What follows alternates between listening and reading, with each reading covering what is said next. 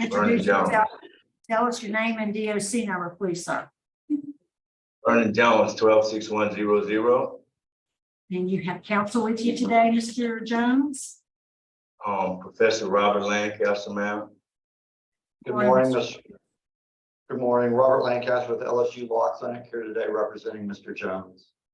Okay, and you have a guest there with you, Mr. Jones. Yes, sir. My younger brother, Parole Jones, which will be speaking on my behalf as well, ma'am. You said Purnell. Parnell, yes, Prnell. We have some other guests here that will not be speaking, but they're in support here. You want to state your name and relationship, Mr. Jones? My name is Deborah Coleman. I'm his friend. Willie Jones, his younger brother. I'm Isaiah Jones, his niece. Diana James, his friend. Is that everybody? All right, well, thank y'all for being here. And Mr. Purnell Jones, we'll call on you at the appropriate time. We also have here in support Carrie Myers with the Parole Project, Gary Walker, Wayne Murphy, Charlene Adams, and Donald Adams. Mr. Myers and Mr. Adams will be speaking on your behalf at the appropriate time. In opposition, we also have a representative from the DA's office in Jefferson Parish, and he'll be speaking at the appropriate time. First, Mr. Jones, let me read some identifying information into the record. Vernon Jones, you're classified as a second felony offender. You're currently serving a 30-year sentence. You were sentenced in Jefferson Parish in March of 2005 for possession of cocaine, armed robbery, and first-degree robbery. You have a parole eligibility date, which is February 7, 2024, and your good time date, adjusted good time date, is February 13, 2033. Is that information correct, Mr. Jones? Yes, it is, ma'am. Your case has been assigned to me this morning, so I'll take the lead on the interview. We'll do the interview. We'll hear from the warden. We'll hear from your folks who want to speak in support. We'll hear from the opposition. And before we turn it over to Mr. Lancaster for his presentation, we'll ask you if you have a comment. Yes, ma'am. Ready? All right. So how old are you, Mr. Jones? 62. How long you been in jail? A little over 19 years, ma'am. So you've served a little over 19 years of your 30-year sentence. Yes, ma'am. How long have you been there at Hunt? Since 2013. So tell us what you've been doing Probably. since you've been there at that facility. What's your job now? I'm an offender counsel substitute, and also I'm an assistant manager in an offender employee restaurant here at Hunt. Your assistant manager, you say? Yes, ma'am. How long have you been that? Since 2019, I've been working in the restaurant since 2013, but I was promoted to the manager position in 2019. I've been working there since 2013. I'm sorry, but I got manager I guess that's position. what I was trying to see if I'm sure I have eaten in that little restaurant since then, for sure. Yes, Good. food has been good as well. Okay, so I mentioned you're here for armed robbery, first degree robbery, and the cocaine, but tell us what happened, particularly with the first degree robbery. Looks to me, as I reviewed the record, you went into the Ritz 24 store in Metairie. Did I get that right? Yes, ma'am. Three Yes, different ma'am. times? Yes, ma'am. Three different Well, times, back to the same place. Yeah. Same place, yes, ma'am. It's kind of insane, and I can basically blame it on my addiction because I was a sick person at that time. You know, I was dependent on chemicals. I was on cocaine, weed, marijuana, and alcohol at those times. So my decision-making process, as you can see, it wasn't good at all. But since then, you know, I had, you know, took therapeutic help and started the prison system to try to combat my addiction by NAA, different things like that. What was your my note says drug addict question mark. Do you think you're a drug addict? Of course, I'm a recovering addict. I'll always be a recovering addict. You know, I'm not gonna act. What was the drug of choice? What was the drug you used? Cocaine, cocaine. You had previous conviction, you know, as I mentioned, I think you're classified as a second felony offender. Your other first felony was also armed robbery. Is that right? Yes, ma'am. Yes, ma'am. In that instance, you were, looks like you released on good time in 1998, and then you were revoked. You were on supervision and you were revoked at least twice. So Yes, you ma'am. mentioned some of the programs that you have taken advantage of since you've been in there at Hunt. Tell me which program you believe had the most impact on you and why. I would say thanking for a change. Thanking for a change allowed me to sit back and use the skill sets to more or less don't react right then and there. Kind of think about it, even if it's a get mad situation or anything like that. But there's not actually one particular program that I could favor the most. I use NAA, the steps inside of that to help me restrain from my addiction, to know the triggers and things like that. Also, I took anger management because sometimes the aggression part leaves. But the most one that I could say as of late, when I took victim awareness, because victim awareness, it wasn't, or victim impact, it wasn't about me. It was about the people that I may have harmed at that time. And that stood out to me because I didn't know the bad decisions that I made back in 2004 and 5 would have a trickling effect on all these different people's lives. And I'm just remorseful and sorry for the fact that I caused them that harm or robbed them of their peace. So if you could speak to any of those people, what would you say? If I could speak to them today, I can't change what I've done. I would ask for their forgiveness first. I would let them know that since 2004 of my incarceration, that even when there was no good time involved, there was no parole date in sight, I needed to change the person that I was because I was real remorseful and sorry of the behavior that I exhibited at that particular time. Because I wasn't raised like that. I was a sick person and I was dependent upon drugs at that time. And that allowed me to make those bad decisions. But if I had to do it all over again, wouldn't even do it, but I would tell those people that I'm really sorry and I would ask them for their forgiveness of me, you know, robbing them of their peace, their time. I don't know exactly what they went through, but I hope that through the years that I've done in prison that they found some type of relief or recovery to get over the trauma or the drama that I've introduced in their life during that time. So I'm really remorseful and sorry for that, Mr. House. You do any community service work in the prison to give Yes. back? Yes, actually, it's a variety of different classes that I do. I did community service work for us, helping institution with the sandbagging. I do volunteer work done with the hospitals, with the people inside of the prison. I go and talk to the young adult offenders as well as the old offenders that may need words of encouragement.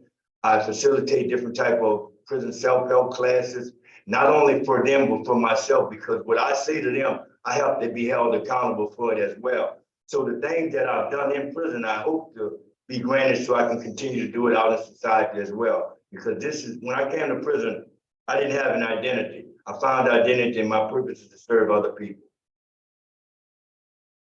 Well, I will say you have quite a large record that we have to review. How long have you told me you've in the legal aid office? I got a paralegal degree, I think in 2011 to 2012 at Rayburn Correctional Center. And since that time, I've always been an inmate counselor. You and I have met on I know, 10 years. And tell me, do you work with the Civic Leadership Association? I am part of a member of that, ma'am. CLA, yes, that's like a business thing in here. We do community service with different, an offender club here, as well as the Alumni Association. I'm still affiliated with almost every prison group here that helps to try the betterment of the offenders as well as myself. And in your institutional report, you've had in almost 19 years, 12 write-ups, the last being in 2019. You know, what impresses me is I do look at your the work that you've done and when you started working on yourself. And you did, it's documented that you did start that work before you had any hope of something like today happening for you. And so that Yes, ma'am. speaks a lot to me about your desire to change. And I did read, you wrote a brief really on your own behalf, and I was very impressed. It was very well done, very informative and helpful, and demonstrates the hard work that you've done to gain insight as to the impact of your crime on your victims and your own family. And so I was very impressed. And it kind of outlined your acknowledgement of your addiction and your plan for sobriety. So I want to commend you for that. It was well done. You are seeking to go to a transitional work program. Did I understand that correctly? Yes, ma'am. Yes, I would like to go to transitional work group. No, not to parole project. Actually, here at the institution, Warden Borderline and I talked together some things. I know I can't be released until February 2nd if I'm granted parole today. But however, I would like to stay in Hunts because Warden Borderline has some things that he want me to do, still providing hope, and I was working programs for him inside the institution. So, no, I would scratch going to work release and just probably stay here and continue to work along with administration to provide hope with the institution. Okay, all right. Well, I'm glad you cleared that up for me. Warden Bordelon, anything you can add? Yes, Ms. Renata, I mean, I was impressed with what you mentioned earlier. You know, he started working on himself a long time before he had any chance of parole, you know, getting education, getting into programs, you know, staring at 30 years with no chance of going home. So I'm, you know, commend him on that, as well as what he mentioned, you know, helping me to, you know, we here at Hunt, we have a lot of guys that have, you know, life sentences, long sentences. So he's been instrumental in helping organize events and guest speakers and helping to try to promote some hope and behavior changes to a lot of the guys here at the facility. So I appreciate his assistance with that. Thank you. Thank you. Any questions? I don't see any other questions, so we'll hear from, could we hear from the Parole Project first, please? Yeah, good morning. Kerry Myers with Louisiana Parole Project. We're here to tell you this morning that we've been working with Mr. Jones now for multiple months. The first thing we were, as you were, Mr. Renata, impressed by the fact that his rehabilitation is not something new. This is something he started in the beginning of his incarceration, and an incarceration that didn't provide any hope from that 30-year sentence, except to do 30 years. So Mr. Jones' sincerity, as he's talked about his rehabilitation, as he's talked about his programs, as you see in his brief, is real because that's who he wants to be. That's actually the person he's always believed himself to be, but his addictions didn't allow himself to be. And he's worked on those things very diligently. He knows he's going to continue to work on those things very diligently through his life. It's something he will have to continue to do, and he recognizes that.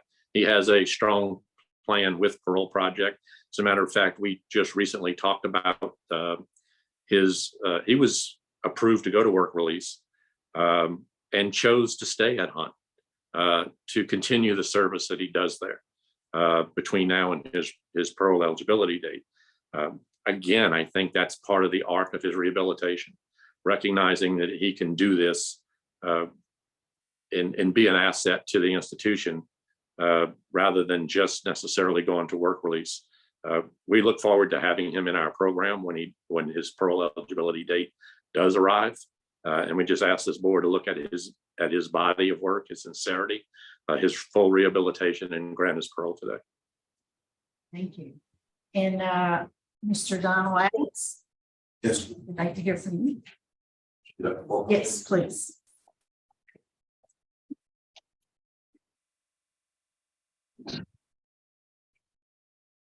My name is Donald Adams, retired federal employee. I have 10 years of active duty in the military, a year as a police officer with the Port Authority in New Orleans, and 24 years at the post office. Vernon was a kid in the neighborhood, few years younger than me. I always saw as a good kid. And by the grace of God, my life took a different direction because I was drafted. Drugs have destroyed lives, many of my friends, of my youth. But I always knew him to be a good person, an intelligent person.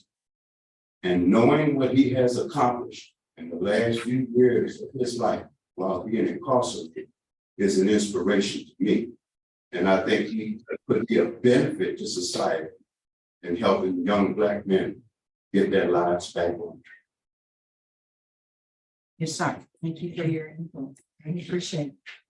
And so, Mr. Purnell Jones, what would you like us to know? All right. How you doing? Good evening, well, good morning.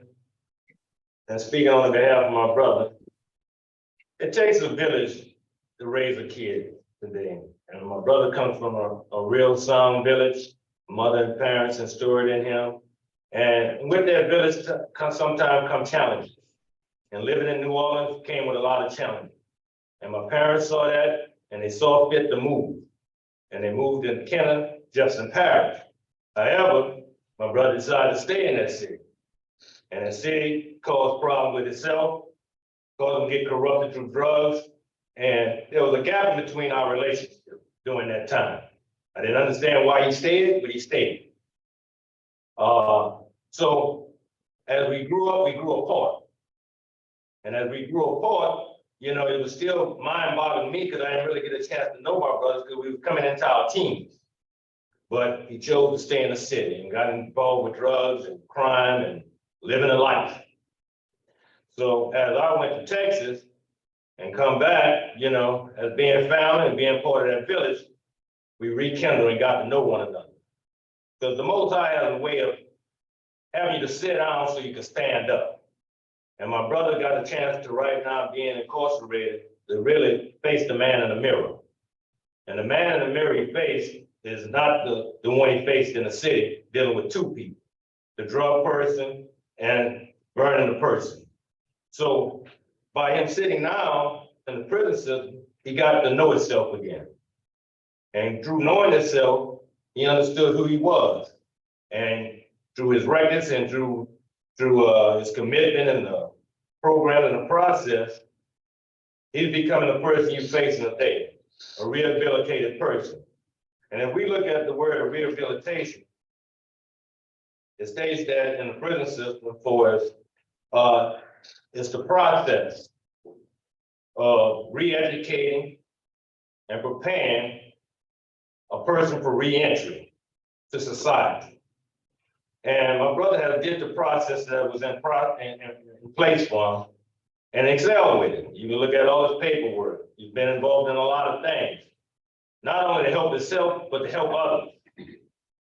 And right now, he's hoping to be re-entered into society based on the word rehabilitation. He's done that. He paid his dues to society. Is he a bad person? No, he's not a bad person, but made bad choices. And through those choices, he's understood it and stood up as a man and faced them, and now he's prepared to go. My thing is right now, my mother right now, they're up in age. Mama has stage 4 cancer, and she knows the time is coming when he's about to be released. And I hope the board grant him this, not pardon, parole, I'm sorry, grant him this parole, and not only grant him this parole, hoping that, you know, there's some sort of speed. So the works he's done inside, he could take us to the outside, prevent people from coming to the inside. This was my brother prepared to do. And this is what this institute's preparing for, to be a better man from the outside in. And I just ask if there's some kind of way this parole board could take and grant him an early release, to where he can get out there and be among his family and be part of his village again, be the big brother I always knew he could be. I would appreciate it, and thank you for my time, y'all time. Yes, sir, Mr. Jones. Okay, so now we'll hear from the DA's office. Good morning, Randy Meyer, Assistant DA Jefferson Parish. I tell you, I like some of the things I heard from Mr. Jones. It sounds like he had a long drug history that resulted in a lot of the crimes he had that he's committed. But it still doesn't take away from the fact of his criminal history, which, he's got purse snatchings, a number of armed robberies, and he's got a 30-year sentence now for the armed robbery and 5 first-degree robberies that happened over, quite a few months.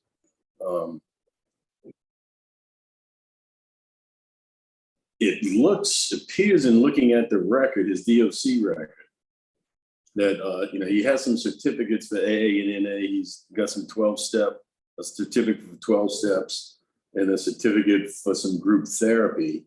And honestly, I like his answers and what he said with regard to the fact that he's a drug addict and some of the things he needs to do to maintain his sobriety. But I do think some long-term substance abuse would benefit him, because I think none of us want him to come back to jail when he does eventually get out. And so based on his criminal record, serving 19 of 30 of the 30-year sentence, and there is victim opposition to his request. So for those reasons, we're opposed at this time. We'd like to see him get some additional long-term substance abuse treatment, which I think would be very helpful for him. Thanks. Thank you. We appreciate it. Mr. Jones, is there anything you'd like to say before we turn it over to Mr. Lancaster? Yes, once again, I want to show remorse in the behavior that I exhibit in a robbery that I committed. The fact remains the same. Yes, I do have a extensive criminal history background. And at the time when I did go to prison or jail before, there weren't opportunities like they have now in the new millennium, so to speak, or the 2000s with the educational programs and different self-help programs that I've taken advantage of. I don't want to be cliche and say I'm not that same person. No, I've made a transformation, and I never knew that the pain that I caused my victims would be that severe to them. And I would never want anybody to feel that way again in life. So this is why I'm always taking personal inventory and combating myself. And I just want to thank the board today for this opportunity, for even allowing me to come before you guys to, express myself in regards to who I am today. Thank you. All right, thank you. Mr. Lancaster? Thank you, and thanks to the committee. I don't have much to add, primarily because I always enjoy meeting inmate counsel, representing inmate counsel. Often they know more about the law than I do, so it's great conversation. And Vernon, I think, demonstrates as inmate counsel his intelligence, his commitment to helping others. Just a few things. I think it's within that work he's found a lot of purpose and focus, because you can see consistently through his his record, which just the list of his certificates and accomplishments takes up 12 pages to do. He's definitely put the work in at the institution towards his rehabilitation. We would ask that he be paroled. He has been consistent in his participation in Alcoholics Anonymous and Narcotics Anonymous. He has completed just numerous substance abuse peer groups here, facilitating AA here as well.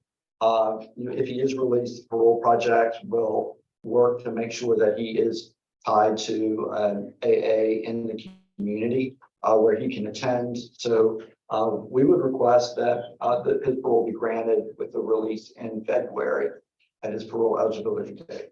Thank you. All right, feel prepared to vote? Yes. Mr. Jones, we're ready to vote, and I'll be voting first. I appreciate the work that you've done, and particularly your commitment to service to others.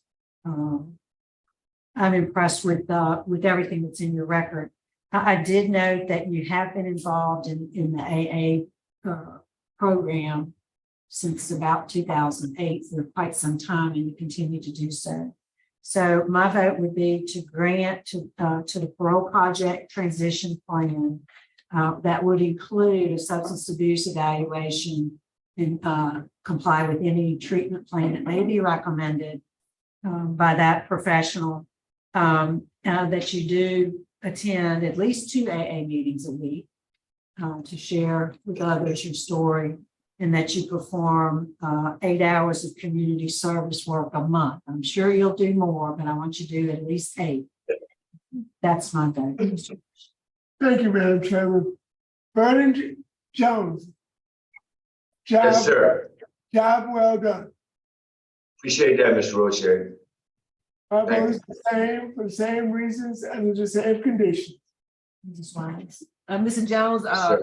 it was a pleasure reading your history and how you evolved. I just want to commend you as well on the work that you've done on you, and I'm just looking forward to seeing what you're going to do in the community. You're going to be a change agent. My vote is to grant as well for the reasons already stated, and I concur with the special conditions. Good luck. God. Thanks so much.